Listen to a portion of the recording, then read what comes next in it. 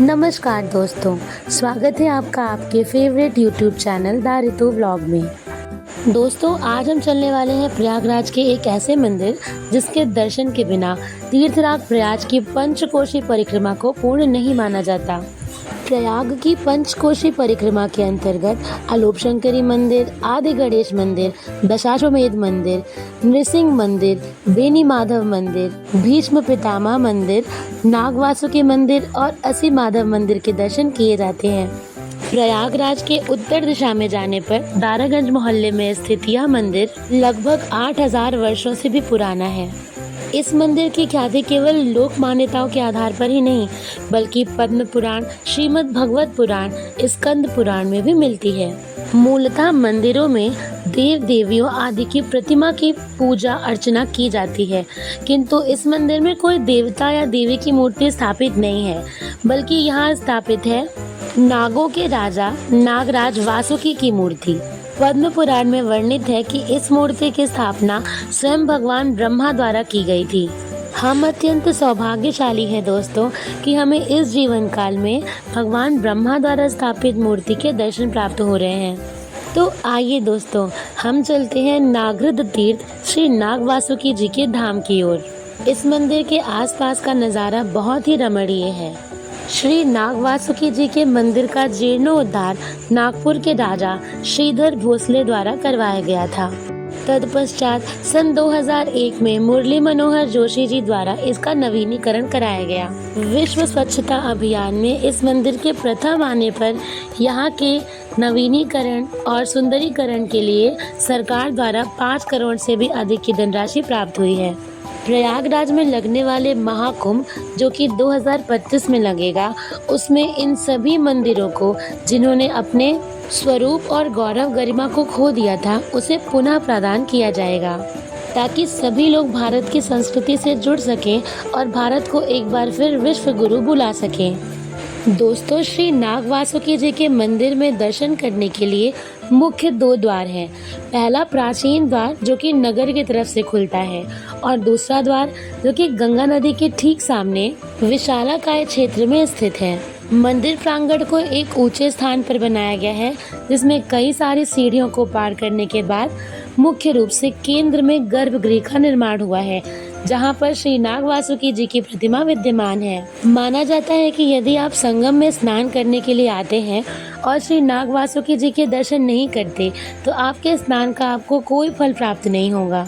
मंदिर में नाग वासुकी जी के साथ साथ शनिदेव, हनुमान जी तथा गंगा पुत्र श्री भीष्म पितामह जी की मूर्ति भी विद्यमान है। यहाँ पर प्रतिदिन सैकड़ों श्रद्धालुओं का तांता लगा रहता है, किंतु इस मंदिर के दर्शन का विशेष महत्व माघ के माह और नाग पंचमी की तिथि पर होता है। दोस्तों, आप सभी ने समुद्र मंथन की कहानी तो अवश्य सुनी होगी, जिसमें मंदरांचल पर्वत को मथानी की तरह और एक नाग को रस्सी की तरह प्रयोग किया गया था। रस्सी की तरह प्रयोग किए जाने वाले नाग कोई और नहीं, बल्कि भगवान शिव के परम प्रिय नाग श्री नाग वासुकी देव ही हैं। एक पौराणिक कथा के अनुसार ये कहा जाता है कि जब समुद्र मंथन का कार्य पूर्ण हो गया, तो नाग वासुकी जी के शरीर में बहुत ज़्यादा जलन होने लगी। चूँकि नाग वासुकी जी ने अपना सर्वस्व देवी देवताओं के लिए समर्पित कर दिया था, तो देवी देवताओं का भी यह कर्तव्य बनता था कि वह उनकी इस जलन को शांत करें। जब नाग वासुकी जी अपनी इस समस्या को लेकर भगवान विष्णु के पास पहुंचे, तो भगवान विष्णु ने प्रयागराज में बह रही सरस्वती नदी के जल का पान करने का सुझाव दिया। सरस्वती नदी के जल का पान करने के बाद नाग वासुकी जी के शरीर की जलन तो शांत हो गई, किंतु सरस्वती माता अपने स्थान से विलुप्त हो गईं। सरस्वती माता को पुनः लाने के लिए भगवान ब्रह्मा जी ने भारत में सबसे पहला यज्ञ किया, जिसका स्थान दशाश्वमेध घाट था। इस यज्ञ में ब्रह्मा जी ने समस्त देवी देवताओं को निमंत्रित किया। निमंत्रण प्राप्त करने के बाद नागदेव श्री नाग वासुकी जी भी वहां जा पहुंचे। यज्ञ यथापूर्वक संपन्न हो गया और सभी देवी देवता अपने निवास स्थान की तरफ जाने लगे। जब श्री नाग वासुकी जी भी अपने निवास स्थान की ओर जाने लगे, तो भगवान विष्णु ने उनसे यह आग्रह किया कि आप इतने समय से गंगा नदी के किनारे ही निवास कर रहे हैं, तो क्यों ना आप सदा सदा के लिए प्रयागराज की धरती पर रह जाएं और जनमानस का कल्याण करें। भगवान शिव के नाग वासुकी भला अपने आराध्य के अनुग्रह को कैसे टाल सकते थे। तब से आज तक नागराज वासुकी और शेष नाग यहाँ पर विराजमान है। इसके परिणाम स्वरूप भगवान विष्णु ने प्रसन्न होकर नाग वासुकी को 3 वर मांगने को कहा। नाग वासुकी ने अपने प्रथम वर में मांगा कि हे देव, मैं यहाँ पर बहुत लंबे समय से प्रतीक्षा कर रहा हूँ, जिसके कारण मेरी पहचान गुम हो गई है। मैं प्रथम वर स्वरूप आपसे ये मांगता हूँ कि जो भी व्यक्ति प्रयागराज की परिक्रमा के लिए आएगा अथवा गंगा में स्नान करने के लिए आएगा, उसे मेरे दर्शन करना अनिवार्य होगा, अपितु उसे परिक्रमा का फल प्राप्त नहीं होगा। तत्पश्चात नाग वासुकी जी ने अपने दूसरे वर में मांगा, हे देव, मैं यहाँ पर केवल अपने पूजा पाठ और हवन आदि करवाने के उद्देश्य से नहीं रुका हूँ। जो व्यक्ति नाग पंचमी के दिन गंगा में स्नान करके मेरे दर्शन करेगा, उसके जीवन से सदा सदा के लिए काल सर्पदोष समाप्त हो जाएगा। और तीसरे वचन में यह मांगा कि प्रयागराज के 12 माधव के दर्शन के साथ साथ हमारे इस मंदिर की परिक्रमा करना भी अनिवार्य होना चाहिए। दोस्तों, इसी मंदिर के एक ओर गंगा पुत्र श्री भीष्म पितामह की मूर्ति भी बनाई गई है।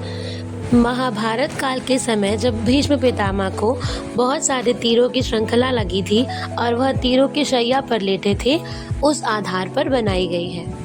महाभारत के युद्ध को बीते 5000 साल से भी अधिक वर्ष बीत चुके हैं। पितामह प्रतिदिन गंगा में स्नान करने के बाद नाग वासुकी को जल अर्पण करने के लिए आते थे। यह मंदिर उस समय के कालांतर की भी याद दिलाता है। यहाँ के स्थानीय लोग इस मंदिर को एक और कहानी से जोड़ते हैं, जिसमें मुगल शासक के क्रूर शासक औरंगजेब ने अपने शासनकाल में इस मंदिर की प्रतिमा को ध्वस्त करने का प्रयास किया था। उसने नाग वासुकी की प्रतिमा पर 3 बार तलवार से प्रहार किया, किंतु 2 बार के प्रहार के बाद तीसरी बार प्रहार करते ही मूर्ति से दुग्ध की धारा निकली और औरंगजेब के चेहरे पर जा गिरी। चेहरे पर दुग्ध की धारा गिरते ही औरंगजेब बेहोश हो गया और वह इस मंदिर का बाल भी बांका नहीं कर पाया। दोस्तों, औरंगजेब द्वारा किए गए प्रहार के निशान आज भी इस मूर्ति पर मौजूद हैं, जिसे स्पष्ट रूप से प्रत्यक्ष देखा जा सकता है। 2025 में प्रयागराज में महाकुंभ का आयोजन होने वाला है। दोस्तों, अगर आप प्रयागराज के आसपास रहते हैं या प्रयागराज आने की योजना बना रहे हैं, तो इस मंदिर में दर्शन करना बिल्कुल भी मत भूलिएगा। दोस्तों, प्रयागराज शहर दार्शनिकों एवं पर्यटकों का केंद्र बिंदु है।